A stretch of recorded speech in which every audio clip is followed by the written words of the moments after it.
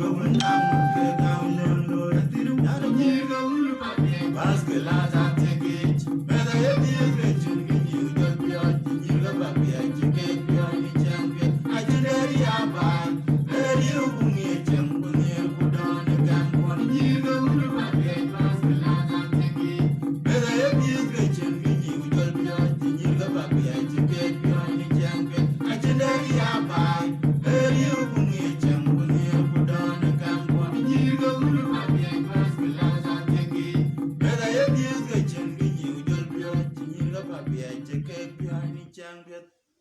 So we chak mod beno ko die Ajakguong media production. So ran to ken Atem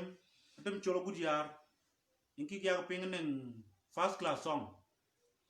So I ran it died na ko wochi to botown ma wochi to nyumazi. Angi ko ju ke ran Sudan. Re Juba kujala botown. Ai ke an ke do chiem. But ko ju jale be guy. Ci beto li na kuru. So yene ci lockdown ci be mo no meten. Ta da boko benem so baka ju ping no ngel ku din ba de be kire rol. Din na ci lu bu mo YouTube. So ko tam yare kol ba bay ti Iran ku je go. Abak play ben ga dier ga. So ti Iran ku je go. Din ju no ba lu play. So ti Iran ku je go ke ngatem ken tembara jalwel. Okay, we chaka mo the ben we koi die. So we chaka lejaret ne ki chiwe tit. So we can feel par min gol we min wana kol. A good che kola. So kan ngot kan wan koi wan. So we chaka le tanduan to we chiwe walk tit. So a le chan we wodhia. Kwan le cha dengo jada ne ki chero di and the tawan thing. So incha le jin dengo. So where do you doing a vocalo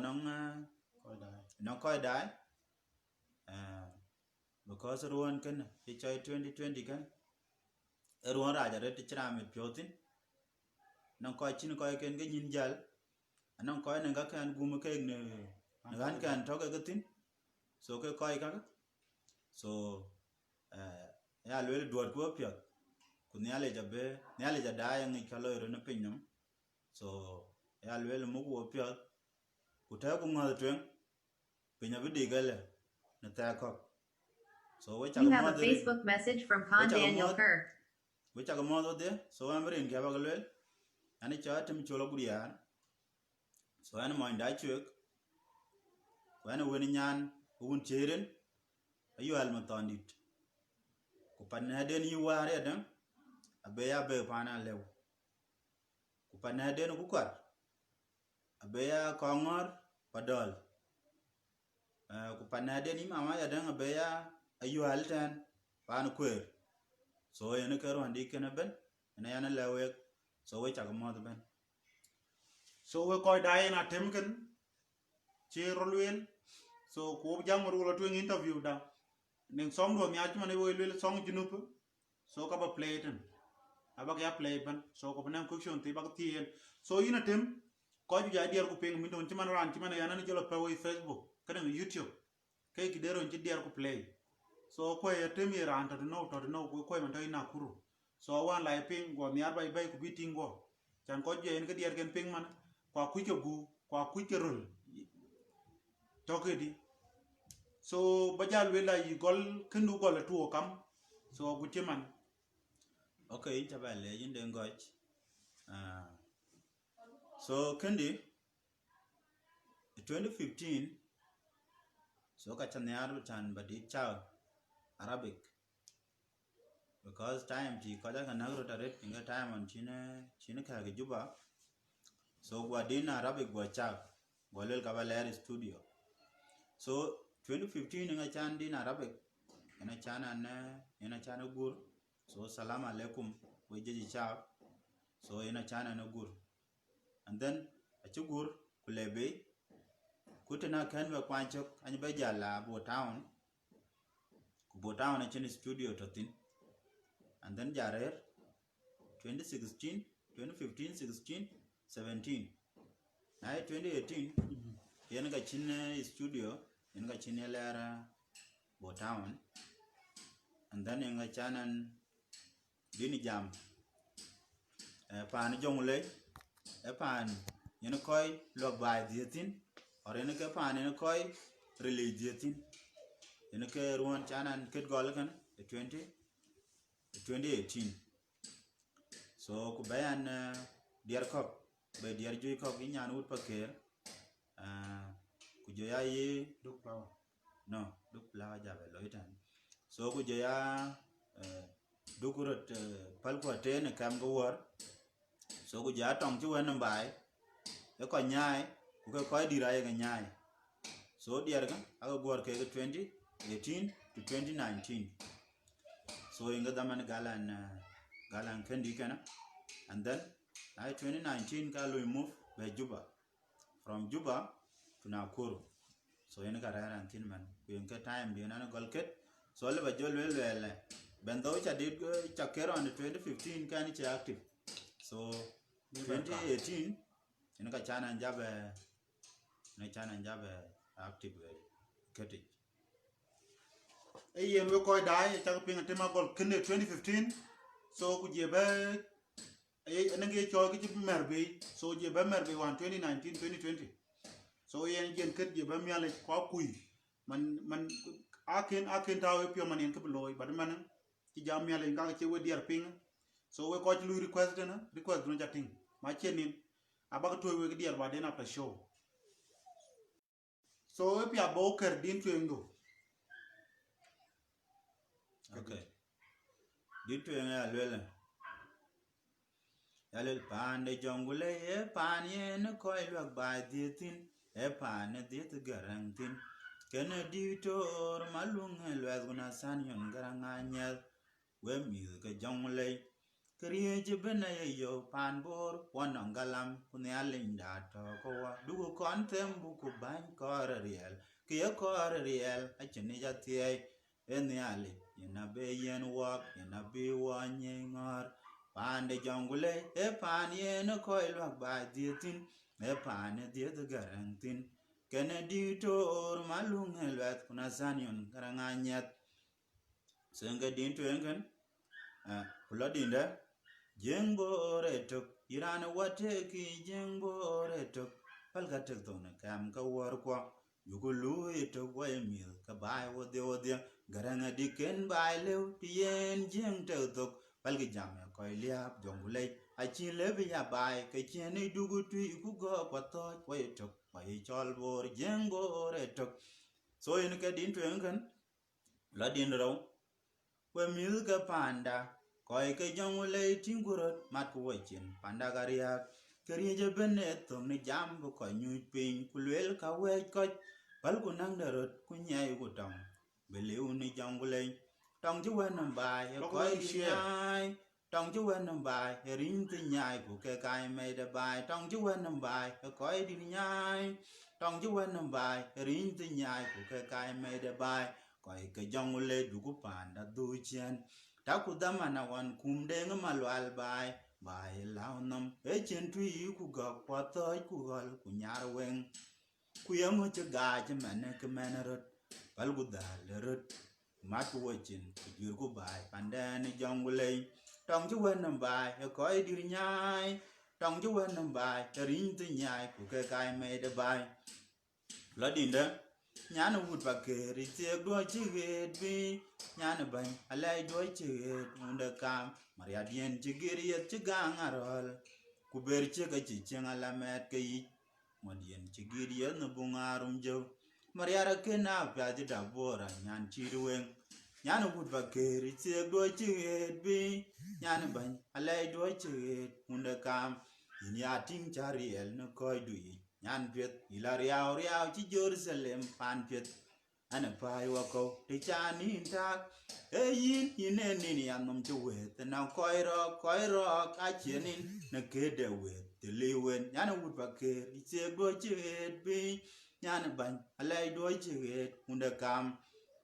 La Dindon. A bang dia yo, Yantin, Jungle, Yantin, Chile, Pen, Naleja Bimuma. Yan galaja pay, in a kaya tong pay, in math, in a kaya tong cheer, the runda pin, a chagaback urban bloodinda, Buddha William, Kuda, Chue, Kuda Yual, Kajero the word, Paluka, way a panto, Kudugu chiang down on there, Matu watching, Kubugu, one lay young Nial. So dinda Kula, Jen, Bloodinda. Da chue woye, your match woye, riro woye, your match undakam, a cheer in Jamaica, Uda nearby, Maidan array, Kuyala wear a ding, Undaka tear in a wattage, which have a bear queen, which I can lay with milk agir, the loy pay the agalo in a walk, your wig by coin,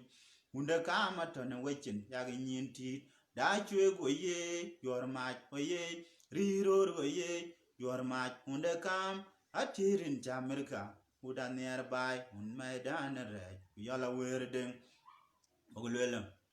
yile ku bankir mayar bandan near chab ben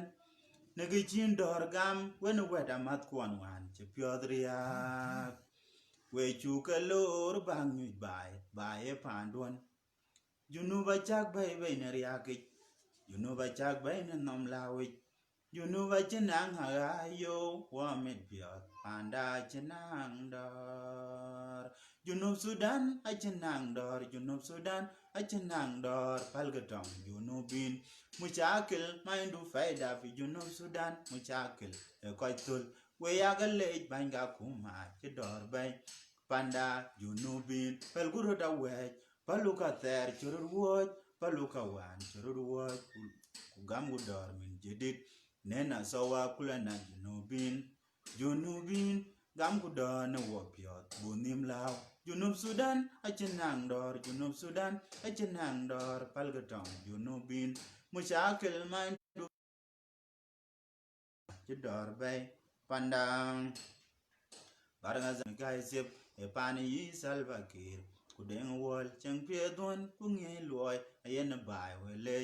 chana kol e men bargazal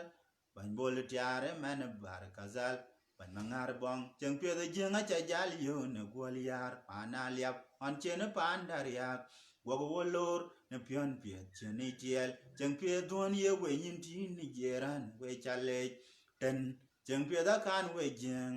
jeng bor ku bargadal wongi cheng we pantok bargazal e pan cheng koy rele e pan dieda makir gai men gai zep e pan yi salvakir kudeng wol cheng piedon kunge loy yen bai wele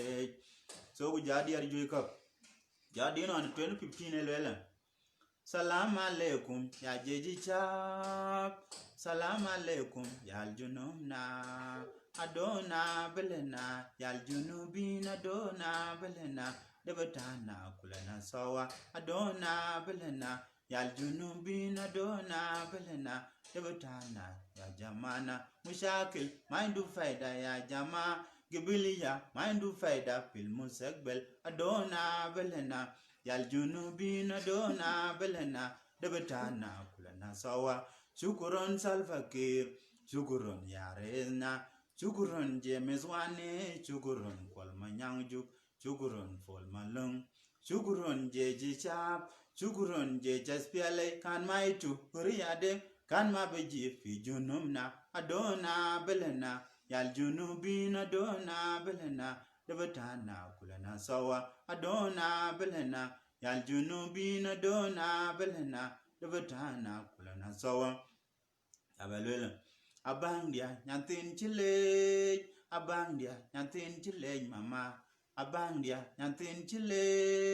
abangdia nyantin chile mama yine tung yan piola yumami yine tung yan piola yumabangdia leiku agar nyantin lejaga kinong deken nyantin yar haya ayangot kan bichang wayin nyantin yar nyantin South Sudan abangdia nyantin chile abangdia nyantin chile mama yine tung yan piola yumami yine tung yan piola yumabangdia yine tung yan piola yumami yine tung yan piola yumabangdia keduga yan chule tang nyantin bai junumda nyantin bai junumda keduga chanin na main chanyar ane pai chutaki dendu kupya dunde pyo acha jota ma akar bariroin abangdia nyantin chile ya lele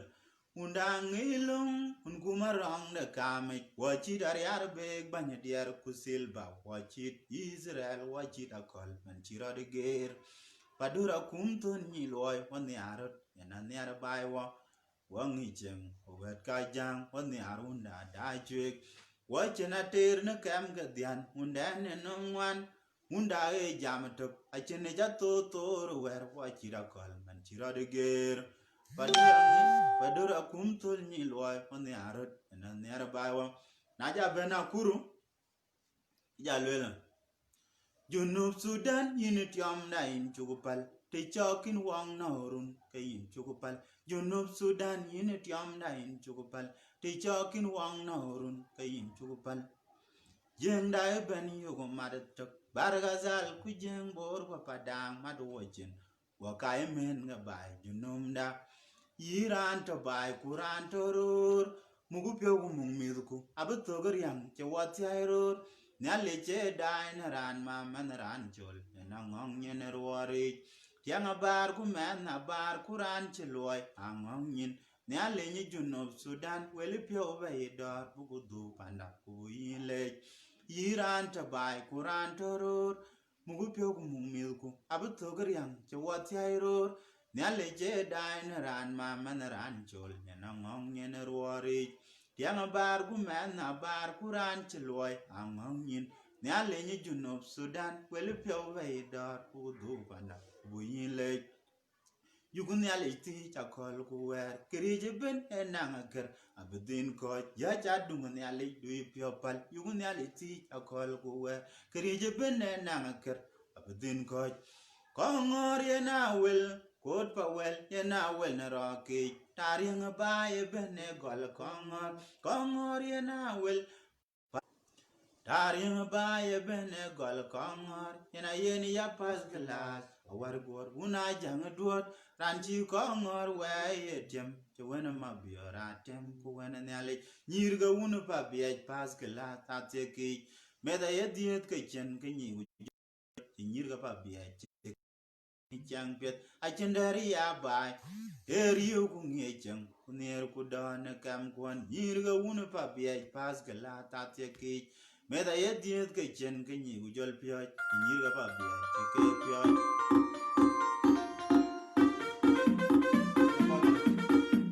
Atem Chol-Agutyar young daddy promotion night production Kongor ye na wel pas glass ye na wel no wote ayu ba ye bene kongor na wel god pa wel ye na wel no roke ayu ba ye bene kongor ye na wel pas glass ye na wel no wote ayu ba ye bene ye na yen ya pas glass awal wo una jang duo ranchi kongor we ye che wel ma bi ratem go en nyale nyirgo unu pa biej pas glass ateki bena ye diet ke chen ke nyi ujal pyo nyirgo pa biej ke pyo ni chang ke achendari ya bai eriu bungi chang bunir budon kan ko nyirgo unu pa biej pas glass ateki bena ye diet ke chen ke nyi ujal pyo nyirgo pa biej ke pyo ni chang ke achendari ya bai eriu bungi chang bunir budon kan ko nyirgo unu pa biej pas glass ateki bena ye diet ke chen ke nyi ujal pyo nyirgo pa biej ke pyo ni chang ke achendari ya bai eriu bungi chang bunir budon kan nyana pas glass kaileng nyanang madinu wigo munang ke kaileng lo nyana pas glass kaileng nyanang madinu wigo munang ke kaileng lo nyana pas glass kaileng nyanang madinu wigo munang ke kaileng lo nyana pas glass kaileng nyanang madinu wigo munang ke kaileng lo nyana pas glass kaileng nyanang madinu wigo munang ke kaileng lo nyana pas glass kaileng nyanang madinu wigo munang ke kaileng lo nyana wigo munang pas glass ateki bela ye wigo chengi ujo pyo nyina pa pyo ke pyo ni jambe achenderi ya bai eriu bungi cheng kunir kudon kan kon wigo munang pas glass ateki bela ye wigo chengi ujo pyo nyina pa pyo ke pyo ni jambe achenderi ya bai. So we koy daya ke diar ke kakaban anan ko ju ye ping so ko kuki go so yen bayanen yen panan junub ben chak ping ne kadarbe ira woni yelel ba geri jarbe dinda woni yelo yong yugo narar koy panto junub ci wono ko ci pe bugur be nawtin so ti yen arabe tina ka ci anwan arabe di kartumen koy bara arabe tin dien ganga nyen tan ci be lew so ina tem so daman on yen golin kedi yung chiko biya lwel about in chan enen ko gon yen ko discourage man on chan lwel enen yeket baron anji biya yo lwel gun don ku chaban janjara gin twai so ye kangu chiko biya le in on chan ne ko diamond ko so bo bin talan den ge gol brown kriye loy beloy. Okay, it's a legend language. You do can because creative ku gale creative ku gale ke inang dol yin dol go ku yin la dado creative gol ben ye business and gol ka yelwel belew randi inga tan kede ya galwel kara belew so creative ne inang ke yen ko yam gutin but one in yenan kwanda ben ko ga dietan go wa kumar ku kwar mare panan baba panan ko kwar chengarang michael chengarang so kula bo kanisa yi ka yelayo nang yi on bi bainda ga jara so ku kwar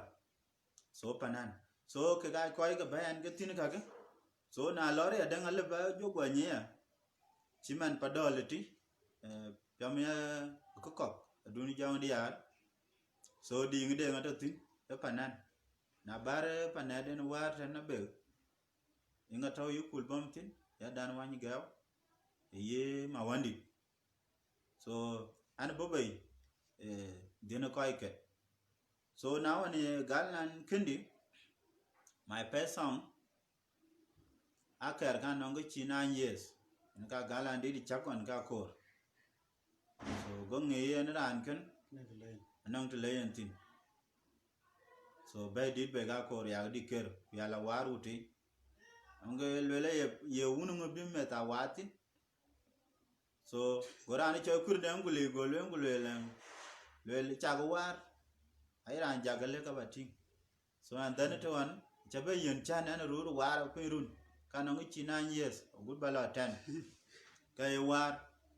so gule chagwar man tin diar ga gapet so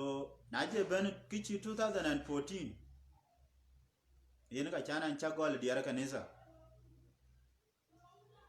bay diar kanisa bay so tena chan diar kanisa cha go jur go kan yara reti jita na wan lar bor walwel go diar kanisa go koy ke to kanisa ku community I the same I to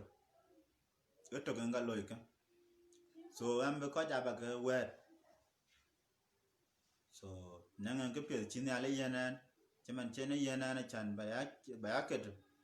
so and then ke kawon ya tinga da ale ban ke jam tin na ra ba ping ka chiran ba ping ka bin ale be de jola tin so Yen so daman on yen chani japing nan ko ju leli tawa kuna ma longi so ku yine kran yin ketran community ku yin ko kanisa kaman chama dia bodde ko kene dinde en mangol ke ma biya yin chopin so daman wan to in kanisa ye dino do no jalu ye chama first class din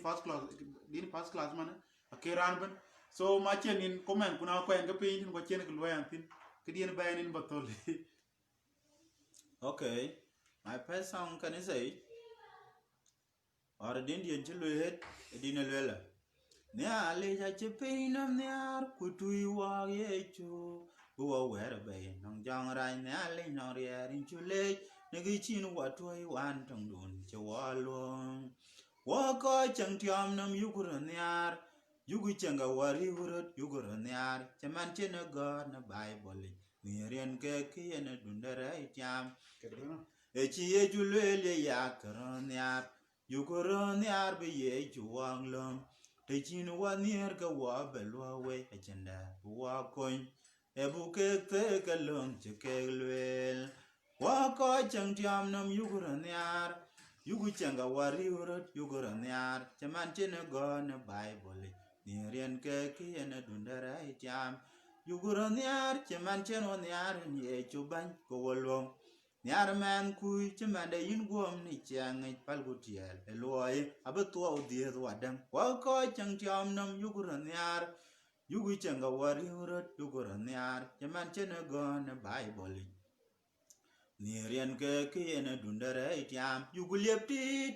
ere chia liebe gitin de guop ku ke pinam de beben let ku tonga men ya linda ke koi kwa yugulu in loy pet bugu pira terio wa ko cheng tiom nam yuguran yar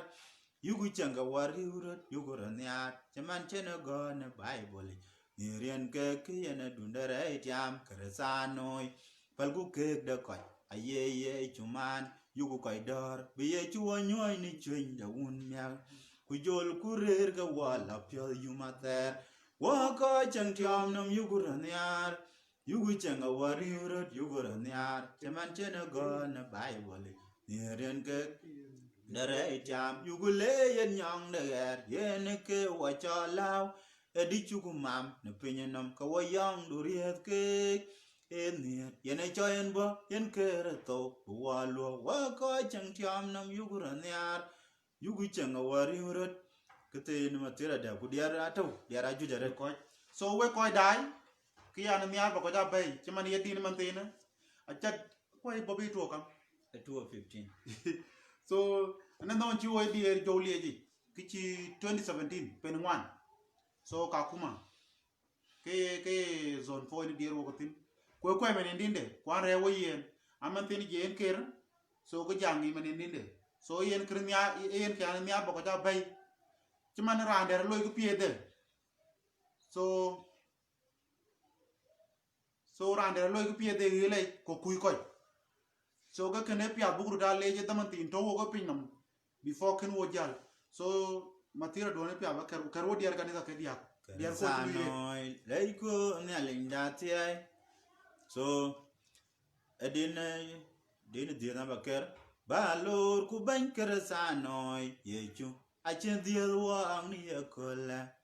mi adu pio wiran ti ekola dot balor ku ban ker sanoi yechu achen dia wa ang ni ekola mi adu pio wiran ti ekola dot on pioji e chudu tu tier woro gogoti e yongo be bandu nyot bandit to katong palwe tan gutan chenga beger gecheng kuwe be aman rincha ke kai nyot de bandia juir kurut kerzanoi kule luk abe ban jan yo de nyen ga kurut yunge lui bi chuang lom so dit abara de tamichoga kerbai kule luka beben nyal ku pinya beganyai kuwe de banya chibinya ya bene koy luk naga kiyeloi de pieten katerechen juir kurut kirzanoi kule luka beben chan yow de nyen ga kurut yunge lui bi chuaglom so kanisa ye diar ki chak cha so diar community man diar ki lor ku jala yi mabok so ake ya tinga juj so cha diar ki cha kanisa so kanisa diar ki I almost 20 so in shai so in jale ja kanya dor so we koy dai a cha ting yene jowli e che kanisa ko che community so kan ko jamit pio pin ko meni so daman wan yen jimba ka diar community yong chilwel ci man na de ngoy wan la community kay jowli a ci bayal wel yong yin luye kan ku yi jowli yin pio sande ku yin pio no so yong ci bele yin wan cin bela music ku yong na de le ko bela music ka to jowli ji okay anong ki be anong daman la en diar tueng lan ka bebe ka diar wona community and then ki ci koy belwel ko ju ja chen be yok la atem lo graj e jago ke le yin tin le ke jago ke le yin tin go le jago di go le panen ko ju cha la mar ala lo jago so yen jo ko ji ke diar ngan ya le kwan ke yin ko wet ku don be la de ti go le jong di pin nam ja ai ro ba ji pin nam anong jong di jok kwanang jong di ni ale lagi ngi to ke na e jong di ni ale kuna e jong di ni ale ku ke yen nom diar won ban community ban ka we chi man ya lung le tong chu we nam bai e ko nyai che bible kan tong chu we nam bai e ko nyai da ga man ni ale chi le man because I ko ke ke ka la ga wet be kai koi ke ka wet ke kanisa so jalo le ke diena a cha bo pol because e ben ya no moko ku yina dinwen bana ko ja wet ke koi ke community so na ye bala mar bala lo ja ko ke so ga nga ye diet panden agutu ko che panen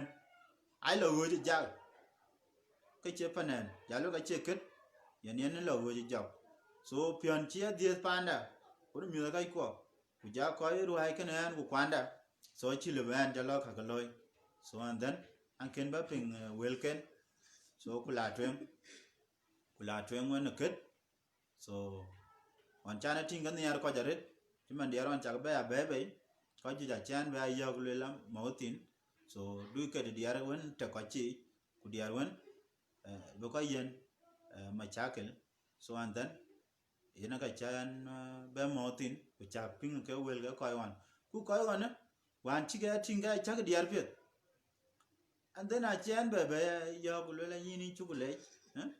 alo mena ka yu ga ping diar ki ke ko wan ya yo ke don ngadi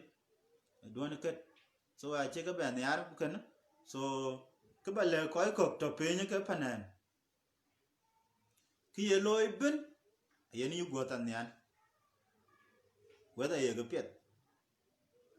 ka ye ga yindi ka guri tan yan ko le la yin ke don loy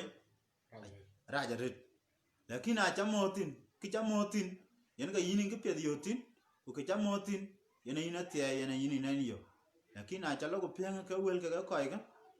ku jo pyo par and then yin la ba diop ke chen ke cha to le loy yin kana ye lo na wore choi chwan to jeng or ba ke da chwan ba lo ja ke no ku chwan lo ku lom ke no ku lom so kana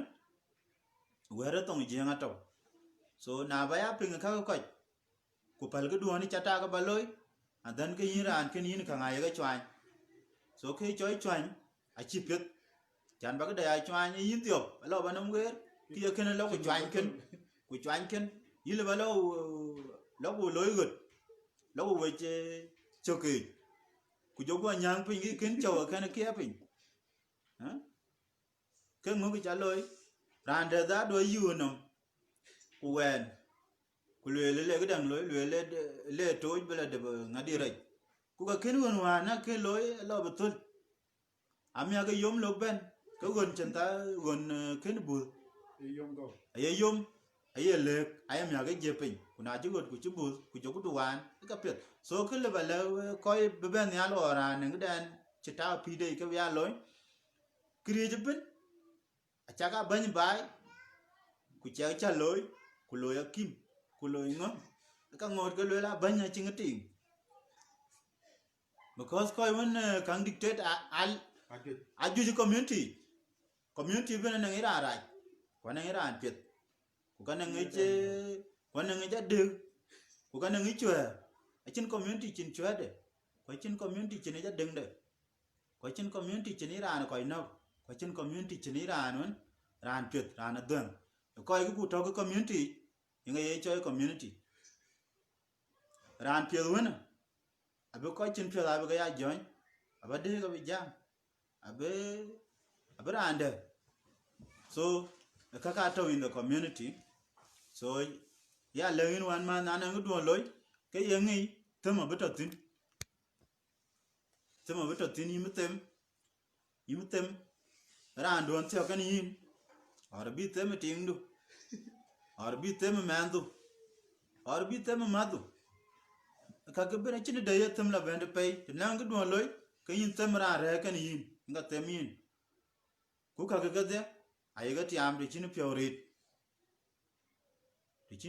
ka ay ga tiam lakini a chara paro kulele kana ale billa ko lo mala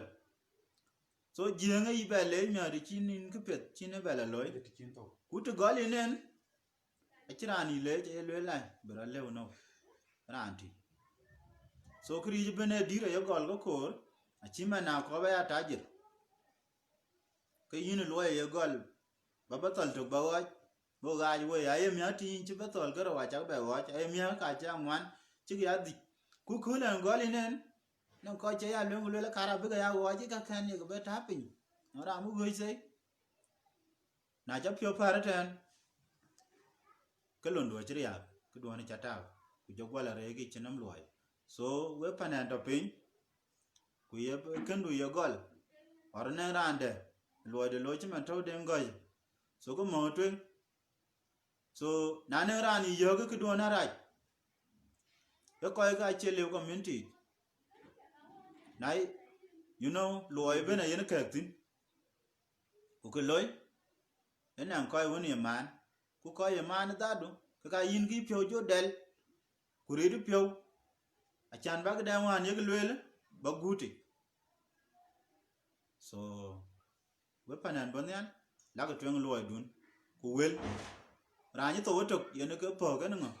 go po go wel yen ke po ga wel kuna lwel ba yugi wo pinum kinchi po wen ngadi yenga yelwela nga taw into what rest so nga taw pin bela long so to nga ngi long kuna to pin nom tin ngi yimilat belwela ka chi wo belwela ka chi ting ku ka yigo gumu ka so chi man wo la kanisa bena yelwela an tum gum yen ka pirata yen ka yeyo so we chak le yo ko dai we ko jam bi jo li bu reform chan taw tin an che jong raj ko chak tinga ki loy ke ben an ting di marander e ba cham ku banin barande mier ke pe ku balong rande so ko kana yana full time jo li so anto ya tem chok tan ya kanya do ngadi play first class again yeah so ke an chiro to mo tan ma akuno ma lo nge le an tin bat ke ge lo jo li ben ya le wo bai so tema chuk le chaka pin wel pie tik lwel so ku diere ka mana le gol kanisa bela per bi ku guti gran yala gol kanisa ban be per comedy so talent ku wo ben wo kenjal umori wo la kanisa aguru menen diara ju jere diara kanisa e benye nga ko tiong ni mote nga chi wo bela tri chopin kwa ngoti na chapal ko ta ne ali ku ne ali ne ga pir bye bye so nga na nga tin ni la loy ba ko la wet ba ko la chala dol ba la luingo lakini yom lat ko ja la gwer kanisa ba ne ali ndu ba le ja chan chin ja pir so na ya ko pinga ka timi chol ja panan sign community ka ku yen wan ya ko loy kanisa ade ai ga loy ke ga chi apen so en ke en kan so man ba din na ngadi ja ta cho lo ki jam da cho lo ki speaker okay so kini nga wer so wo to kanisa so iran de lwel man chi atem lo chi ga la ked a che kanisa chi ja kon a ken ku kon so ken ku la don ana wel jwe wen le ba ga pen kendi wel ka cha tem wo yo ya tem lo ile lakini a che ke ye ga lui so ka ye ga ping a chin ke ga lui a ye ga nyoy nim ran kan jeng e choy li na ne ndu loy a ne ndu kwan chok ti nang ambition ndo mun cha tin vision ndo mun cha tin so and then ke yin kan a ye ga nyoy nim or ye kan li ku do na lui wer ye ran lwel wela ye ga jo kwani na ye wer pet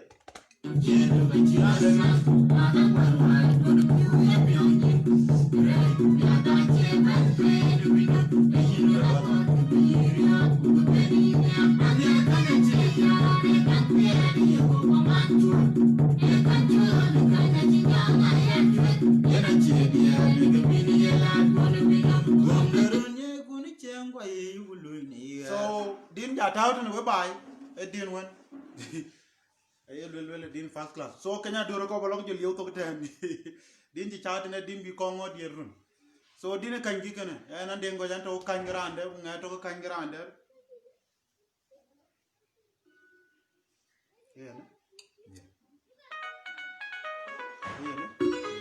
Atem Chol-Agutyar and Daddy Promotion producer Mike Night Production. Nagor baya pin run je ur kumo ten binam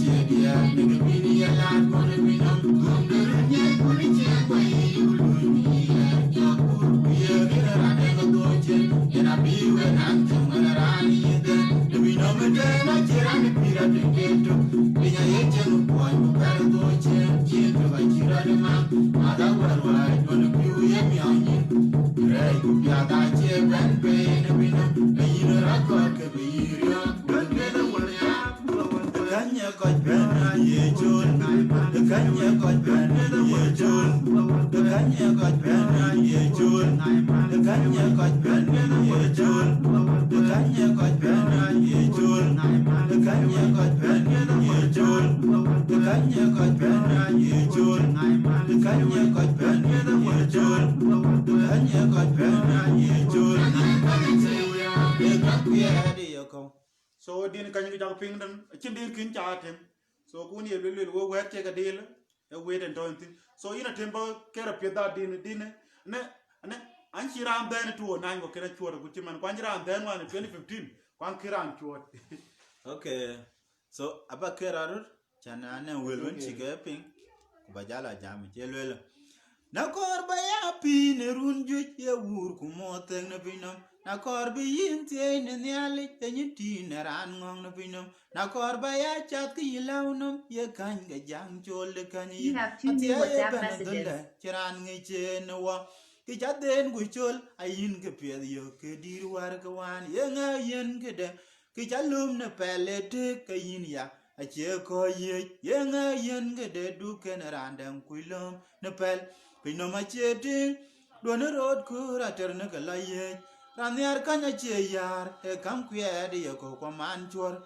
E kan cho le kan a chi nyong a yar chwer. Ye na che dia ne ga bin ye lat go na pinum. Dom de ron ye ku ni chen ko yi yu ku lui ni er. Cho kur ku ye ken randang a do chen. Ye na bi we nang chen we na ran yi den. Ne pino me te na che ran pira dun de tok. Pinya ye cheng kwon ku ber do chen to ka chira de mang ma da war wai don piu ye myonin rai ku pya ta che ben pe ne binom yin ro kor ke be yirio ku ke ben yin yar a jo gwa ben ge jo lele pion pya da war da ku ga war kwat ku pya cheng ai mal tai wei pion pya da war da ku ga war kwat ku pya rai ku ko cheng ai mal tai wei ku jo thore e kanye ko penin ye chol e kanye ko penin ye chol e kanye ko penin ye chol e kanye ko penin ye chol. So we chagale ben we ko ichben we ko dai aba jo geri jidin. So anyiku bible ori chang jeng e ba wur na ko ba chang run ju ki kon wur kumor kon gate yen ki choy pirater chi taw kanisa chan ba chol gi la kanisa a chen yin pirater yo pirater to chano chat area te ge chatin ku ka chat ngatin en ga to pirater tin so ne ka ba le we ko dai pirater na yo ka nganga re cha yo ku ne to ken yin ku cha mi aji chare jitan ka blong yin ran ken nga na le pira ter e yo chare pira ter le ba yo kanisa ya dan chirai lakin na chara yo ku cha kun and then ki ni pira ter cha yo ka le ba yo mi ta chen na lúc bên ki chơi cánh anh ấy cũng hoàn tệ ra nó là lo mà nó chứ mình đến gọi của chân hoàn lâu bố lười lá trong cây của nhan anh chơi anh chân cái chạm của ra như vậy then cái tiền bên bên đéo à bà cùn của lười có bà bay cool ai mẹ cái cool thôi của chị bi anh mẹ lo tí cái lười bi nào của cá đéo à nó cool lười bi nào lười vào lại anh đã rồi anh chơi con nữa chỉ con nào mà đi quỳ chỉ cái rán đến so anh lấy coi con lười là thêm mà nó ra những cái đợt đến của giờ cờ yên anh chơi rán chát đến rán nó cả liều cái nhà tiếng community cái cả rồi lối yên cái cả so because rán đây anh lấy cái đồ lông của giờ là con cái lười bị nào lười nào của cái đồ cái này anh chơi lông lười liền thì có đến bãi chào đi lao nó because là ngay của ràng canh như chơi gan bên cái em cái lật tin ràng canh chơi gan bên cái em cái lật tin ràng canh ấy chào cái tuột chứ mà nào canh như query cái như thế query na bera nuan canh query because thì anh canh ấy choli canh alle brande la wule karande dom bu cholen karande den ga ko wan te ga chenu bete bu ja te ko motor ar bi a te gri ai ko ri ai nge che tai no so yang yan lwel na ko ba cha gi law no ki chol karande to chin karande den ga chol go ya cha gi law no chi ba cha gi tor so ya đừng khi chơi canh anh chị ơi rất chụp như này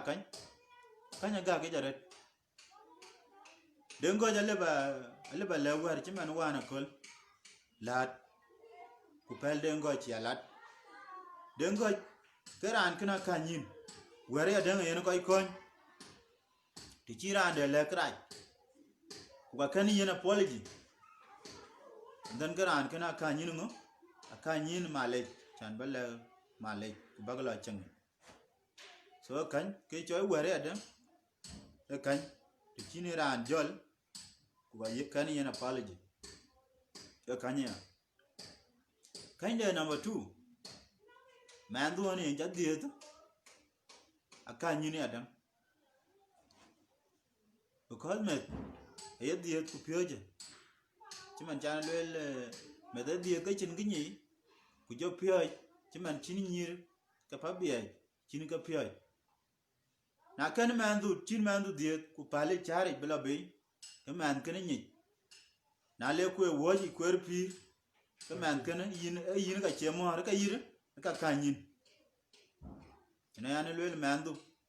akanyin adan so ku na ja pyoi ka ko agud budir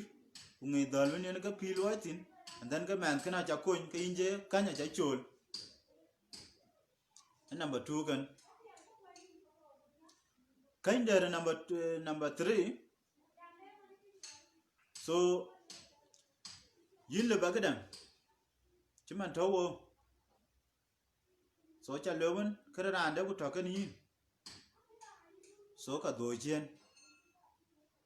so ran kan ya dan le bi ran da le yong nyanga yar chwer achi nyanga yar chwer chiman chana lwel yongo ra nyanga yar chwer ran chi gorio achi nyanga yar chwer ran chi gorio na chi gorio ke yin nyanga yar cha chwer inche dia dado arabic ke yin jam na arabic ay lwel 60 jai 60 machi 60 jai 60 machi anche ka anche fadi so yelwel ko ga ben cháu khi này cháu lo yên tông giang So ran won che dier. Kuna che dier. Ti chini ni dier. Ran dier nga pinom tiama chan ba dier kira ran de chalung. Yen ka yina ran pinom. So ti chini kira ran de chol or ti chini ran yen ran ka nyin wer. So kucha do apology. And then ran ken or ti chin wen ran chin do chen. Atem Chol-Agutyar, or model Wodhia Twin production. You know Sudan in the in Juba. They talking about in Juba. You know Sudan in the in Juba. They talking about in Juba. You know Sudan in the in Juba. They talking about in Juba. When you go mad dog, like you more of watching. Walk I mean the bite you know now. Iran the bite Kurando. Move you go. I don't know the young you want to know. Gally go die and Mamma and Jolly and among you worry. Yama man about Kurantilo among you. Gally you know Sudan where you go by your Banakumuri. Iran the bite Kurando.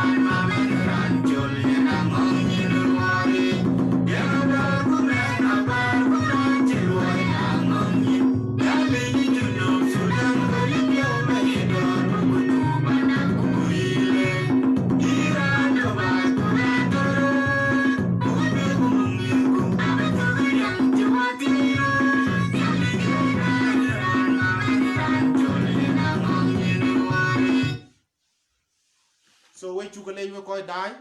Atema cha guichuk minuan guichuk kul kuwe kendar we to walk tok. Wateme adanga cha leji chan bigamba beta live ku bi kod bigiting. So chale we went to engage anga chirika loy. Rana libu dinda keri den keri na thin bata koran ye wo TV nyen well YouTube. So bitingo wachira ani yen lo yen. So ga kini en charo gam ga den goj. Baya loy we te ki anga free. Chimana te town ga pinom. An free but ala la pinya kam ya busy ga nin pin so ga kan te kan ran ga jal pin no me pya bran pin no loy ye ko pye den ko ba loy ga loy ye kraj bani ngai ga loy so ran chi mana tem cha ga pin na gol kanisa alo ben ben bi so a chi ban man ga chi wo dergel ko chi we ngo so ga kan we chak le ta we ta wo so ya ga en loy support ya ga ke ya ga loy share nem panan jang niar bi bay yo online wel to within a kur wel Nairobi kaya nambla so ko bala taw live ye panandu am yar ko ku to juno ku pet network de o ay wel dina man tin bakir Okay, dina man tewa di bye. Bakir. Junub Sudan yin tiam na yin chugupal. Ti chokin wang na urun ka yin chugupal. Junub Sudan yin tiam na yin chugupal. Ti chokin wang na urun ka yin chugupal. Jeng da ben yugo madatok. Bargazal gu jeng bor ko padang mat ku wachin. Wakaya men ga bay junum da. Yiran to bay kuran toror. Mugu pyogu mumilku abatugriang chewati error nyali che dai neran mama neran chol enangong yenerwore tiama bar ku men bar kuran cheloy angong yin nya le ni junub Sudan weli pyo be dor bugu du panda kubu yile yiran to bai kuran toror mugu pyo gu mumiku abutugriam che watiairo nya le je dai na ran maman ran jolia na ngonyen ruare tiang bar ku men na bar kuran cheloy angongin nya le ni junub Sudan weli pyo be dor bugu du panda kubu yile Yugun yaliti akol kuwer kriye benne nangaker abedin ko yacha dungun yali dui piopa yugun yaliti akol kuwer kriye benne nangaker abedin ko so yen ke yugun ka ti tok min dong we koy ko so obe benale dama benum luang ti man tin che so yel wel ba song woni kanisa ba nyoket ama ning song da lu hit apart from that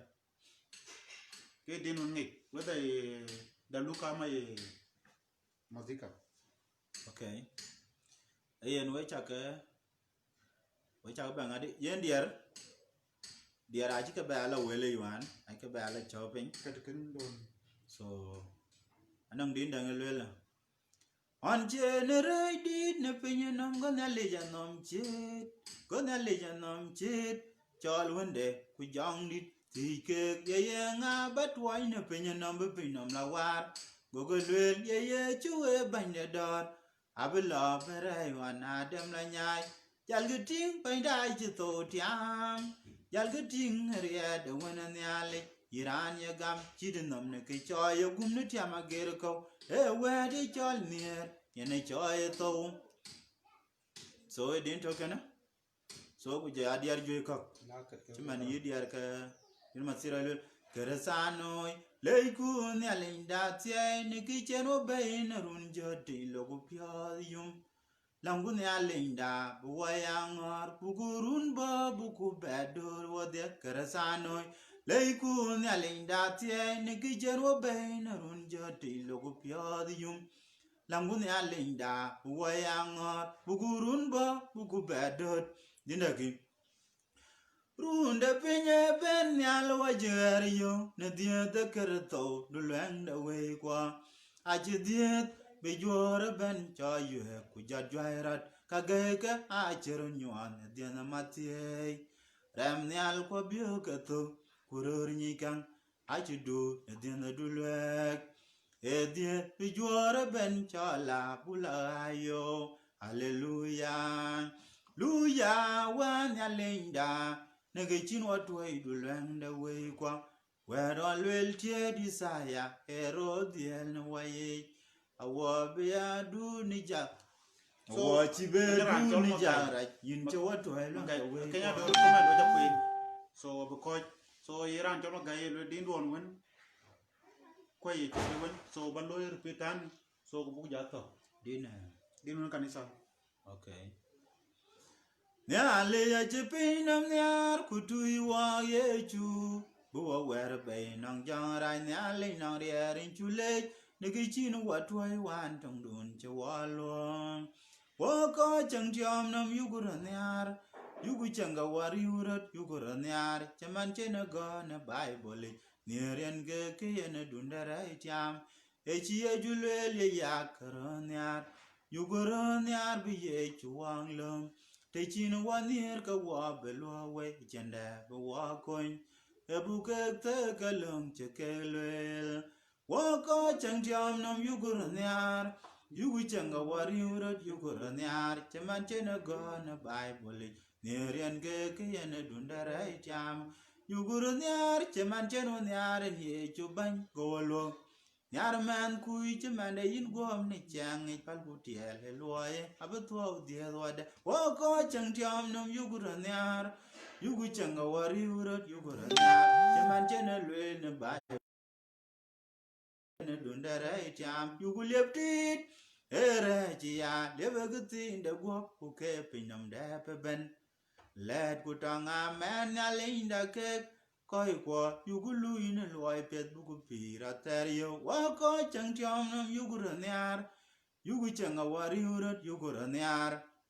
chaman jena luel na bible nerian ge kiyane dundara tiam keresanoi palgu keg da koch ye chuman yugu kai dor bi ye chuo nyoy ne chwin de un mial ku jol kurir ka wala pyo yu mater wo ko jeng diom nam yugu nyar yugu chang a wari urut yugu nyar cheman chene lwe ne bible Nirian ge ke yen dundere tiam yugule yen nyong ne ger yen ke wo chalau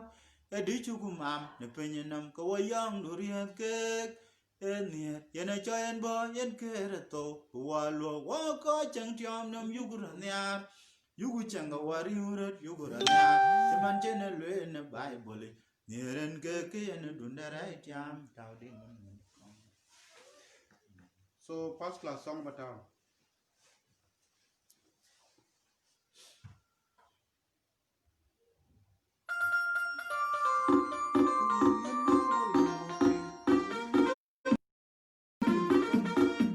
Atem Chol-Agutyar, young daddy promotion, night production.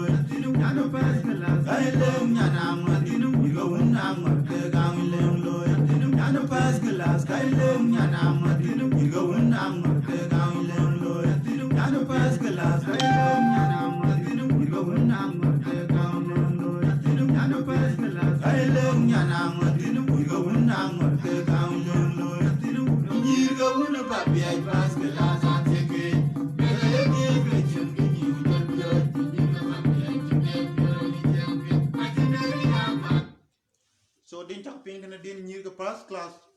So non koy daiben. So what you bag it make. We chuke late. Miali ken we. So ni te pirin ga pin miran. E we din ja biet kai den goch. So ina chola temin chale. Ni cho entertain a piet. So kia lo we koy to online. A chai lo road bare ya lo we. Chimana tema. Ane ran nom druben. Ane ran nin. Ane ran chimoy no wana ko. So ane man school chin nom school. So ko chirka ke ga ko yu ko bu ko be entertain ku bu ko ja tong nim man Facebook man a ko tong nim a kira re le Quran yo pe Quran le ran le so ran ben tong nom cha tim ba e ko le ke dol ben ran to pir pe dol ben ran re pi de ko le ben to so ka bu dol ben so ku nga gan ye loy ken ga de ngoj so we ko dai ten ben aya mi ara pio bu ko be mi al ko chi man ya tema. So when guy den go jan chirana TikTok. Atem ye moin bor, ye moin nuer, ye moin no ku tinga loy ku pet. Kain random tinana ko ni rander, ani chiro ko ni tok. Ko ya mi arba ko be ko ni ko in tindi en chik lew. Yete apiran ga pinom. So lew ye damane chana go ya be live ku ba betting. So ku ngata ran ti mana jaga ko nyam pi de gear. So ka ya mi arba nan pir ko gear. So ku dig lew ko dai ti chiwo pane nating iran roi ganin ti manen moy da chwe ku moy da chwe so katem ba yok la ku dier ku kero so ko biya di ja ko nyen pi de a che ke che men twen bad mesin to gani yen bulwel bi ti man yen man nang dier jwe dier ga jwe jarete so bada ba nyal ki moy da chwe ye moy nuer ye moy bor ye moy tu ye moy duken ku le tem inja ko la ku din tum do so ku din ka bla kirki la ke din kwanyen so ko bu kere tem chin no anen so ko chi ran ngi wo e pie wo ngi wan bar cha tinge ran pie so ku sun ga de ngoj ku chi nyali cha mu ku cha ko nye kwan tinin kwan yan ke ka su nam nam nang studio dia nun bia good free ko chi bia down be bia sun so be wo ran atin community ran chi mana temu cha iyo ka choli studio ku la jur producer du yin au producer bla jura lip ke dia ko lip ke dia ya dinto so ko dia ke dro be loy kol so ka kana beto ke kunja kon ke ku kana ya ngot nyali pio ba ja pio go ko ba loy su na chirun ke dia bla ke kan loy so ku kana ya yo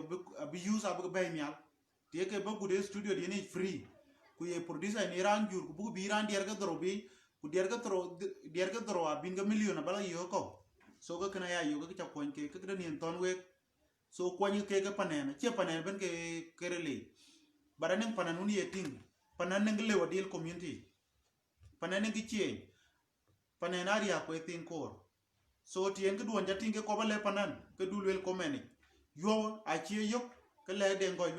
gweran chi kana ku bu jamani yen le wer chi wado so ke kana aya yo biya panen jari so kana we chak leitan nyali ken we so ina tem before ken woto so epi ab na wer le jing champion on bena ma ko da ye ko so ko wera device Okay, chào lấy chẳng có gì nó cái giảm cái của coi chứ bên coi đái so với chào cái lên như nó bên dit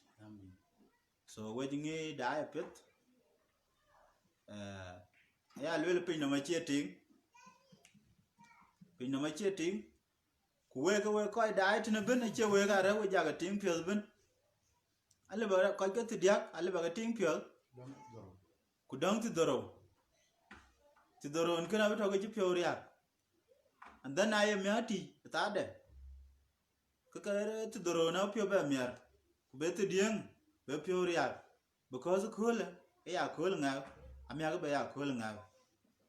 so to anan ko ju ko na chi wunu ku jipyo so kana ko woni ya mani so kle ba le messenger no ga ko ka now ya enan kole ti man chi artist ju ja chi ga lwe le nga ga ta de so na cha ga pe lo ya kul ka yin le na mi ka ba ya do du chin ga pe du ba lo ya da ka yin be le